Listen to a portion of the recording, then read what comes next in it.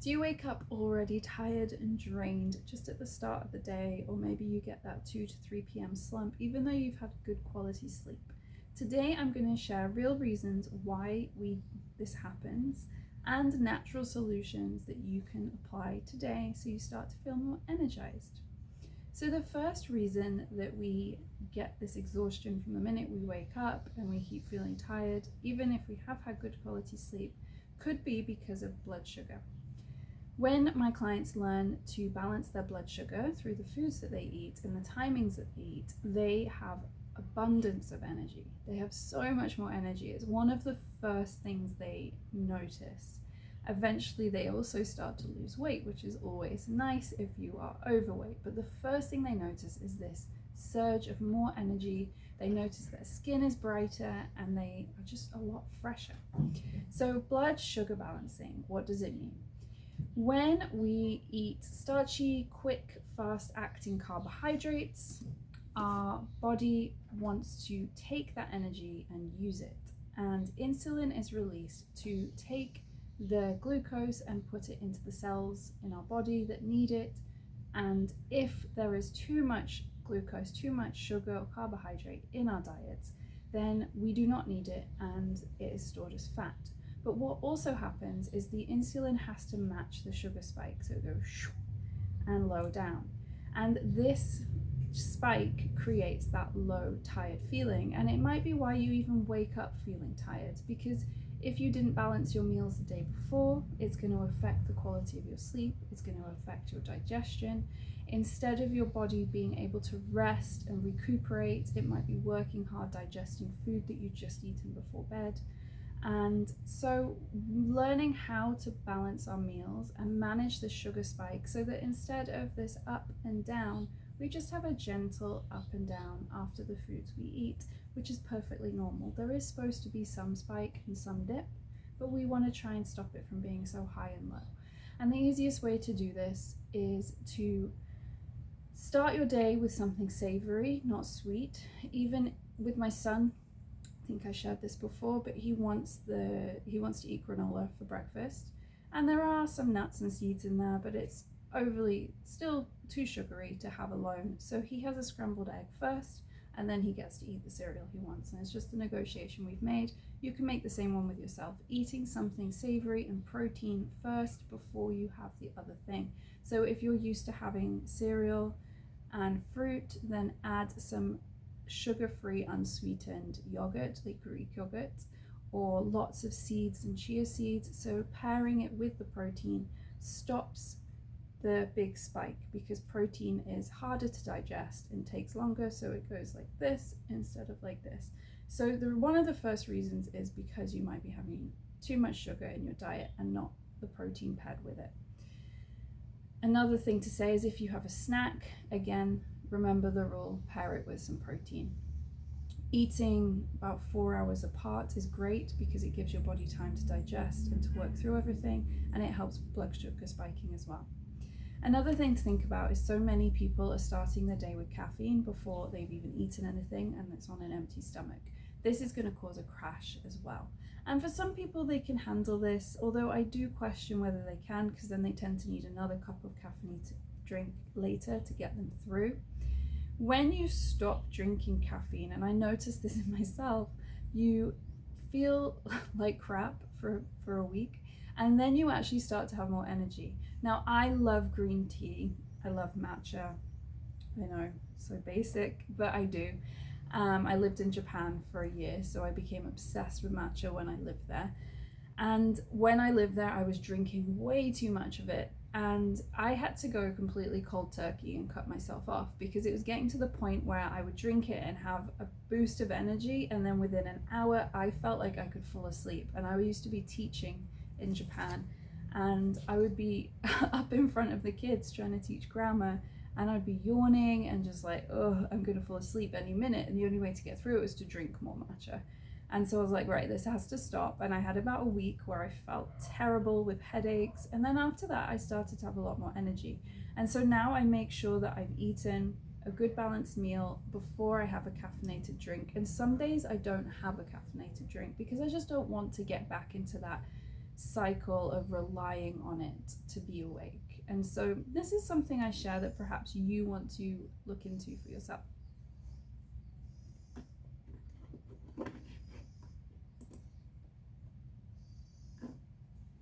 So the second reason you might be feeling exhausted is because of stress and cortisol overload. So constant stress keeps your body in that fight or flight mode, in survival mode, and so everything is a little bit harder, everything's a bit more tense, and over time that can leave you tired and wired. I don't know if you have that feeling when you get to the end of the day and you're exhausted but your brain is still buzzing with things. That's the tired and wired thing, and that's probably a suggestion that your cortisol levels are high and you're exhausted yet you're unable to fully rest. So taking moments throughout your day to try and calm yourself down, a great thing you can do is just inhaling for 2 or 3 seconds and then a longer exhale. Let's do it together.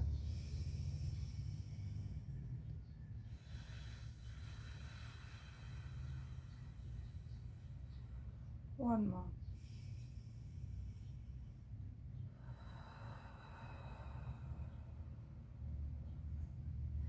Yeah, so even that I can feel I'm calmer and more relaxed. I've just taken 3 breaths, 2 with a 2-second inhale and a longer exhale. The longer exhale downshifts your nervous system. So doing something like that, doing something if you're like me and you like to move a lot, also doing little bits of exercise throughout the day to release that stress and tension. So I work from home mostly.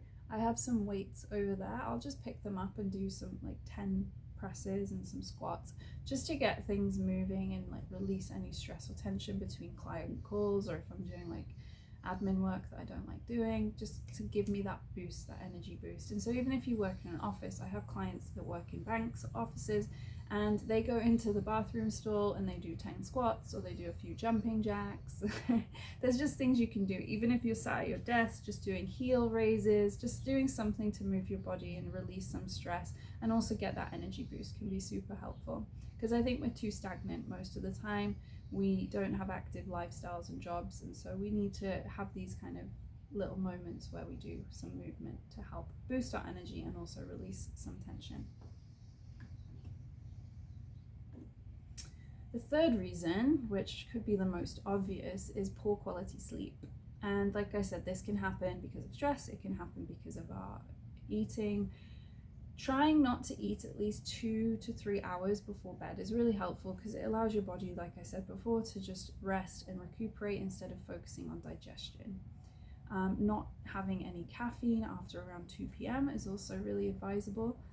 And avoiding doing things in the evening that are going to create stress. So we have an abundance of information that we didn't have before on our phones, and we can see some really horrific things that our brains are just not cut out to be able to understand or see. We're not supposed to see these things.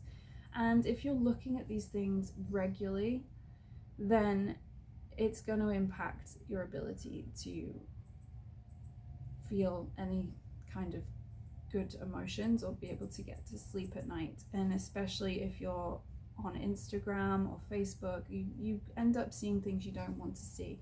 And so putting a rule in place where you don't scroll and don't look at this for 1 hour before you go to sleep. So but that last hour before you go to sleep, keep it as this sacred time.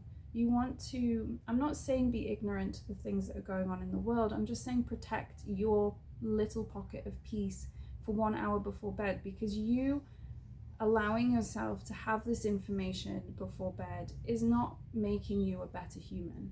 And really, we don't have a large amount of control over external things in the world, but we do have control over how we get to show up.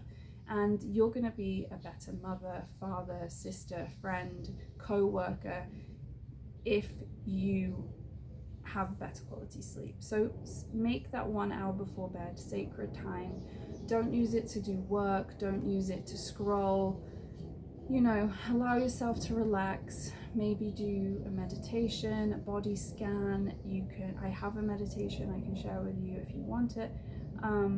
But you're really using this time to just be peaceful and calm. So when you get into bed, you are changing the way you think.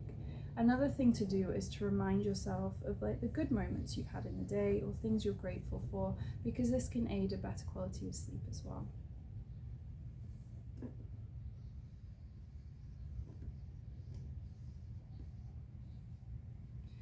Also,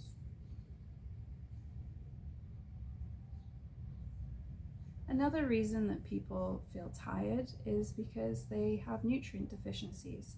Often it could be low iron, magnesium, or B12 or vitamin D are the usual common culprits of feeling drained and tired. So it could be this, and obviously you would need to go to your doctor and get your blood levels checked to see which one you're deficient in, and then you can match a diet to support the nutrient needs that you have.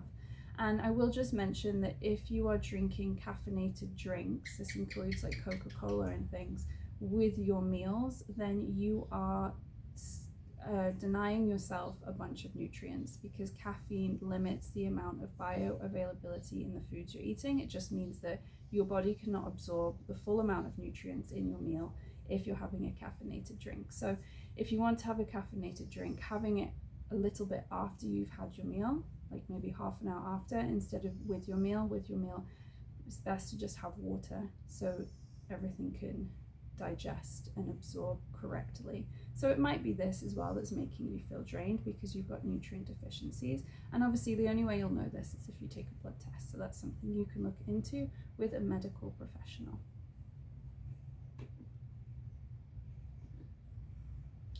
The fifth reason that people experience tiredness is because of a mental emotional overload, and sometimes it's not physical tiredness, it's that emotional drain and mental fatigue. And if you're a parent and you have a job, then you're always going to be juggling a lot. Perhaps you have elderly parents that you're also having to look after, or there's so many things that cause us this emotional and mental overload. And so we have to take responsibility as much as we can and learn tools and ways to manage our emotional health. What works for my clients is journaling out their emotional processes. They can do somatic movement, which just means moving and releasing it. Obviously exercise is so good for this. Getting time in nature is wonderful. Nature is so healing, and so if you can go to a park once a day, be near trees, be near birds. The sound of birds actually is a very calming influence on us, because it in the past meant that we were safe. So doing any of these things can help. There's a lot of things that you can do. If you feel like you've got so many things on your mind, even practical things like writing a priority list each day of like, these are the things I need to do today, these things don't matter. So you can just put them out of your mind while you focus on what you need to do that day is really good. And not expecting so much of yourself. We're humans, we're not robots. We're going to have ebbs and flows of energy, and just preparing for that and knowing that you're not going to have 100% every day is fine, And also starting your day with something grounding. So I mentioned not scrolling on your phone before bed. The same thing applies the first thing in the morning. We don't want to turn our phones on immediately when we're still lying in bed, which I've been guilty of in the past. And just all of a sudden it's like emails, messages, social media nonsense, and we just get dragged into the vortex before really checking in on how are we, what do I need this morning. And so I like to get into a habit of, I keep my phone like no notifications.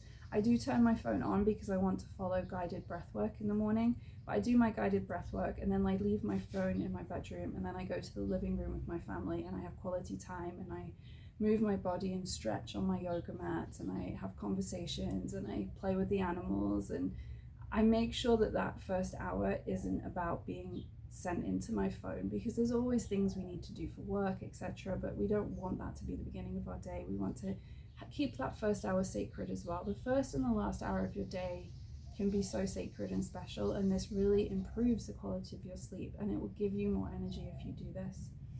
And then the sixth and final reason why we're drained and tired is because we're lacking joy and connection. We're so connected to everything through the internet, but we're not actually connected in real life to real people enough these days. And so anything you can do to connect in real life with your loved ones and do something that brings you joy.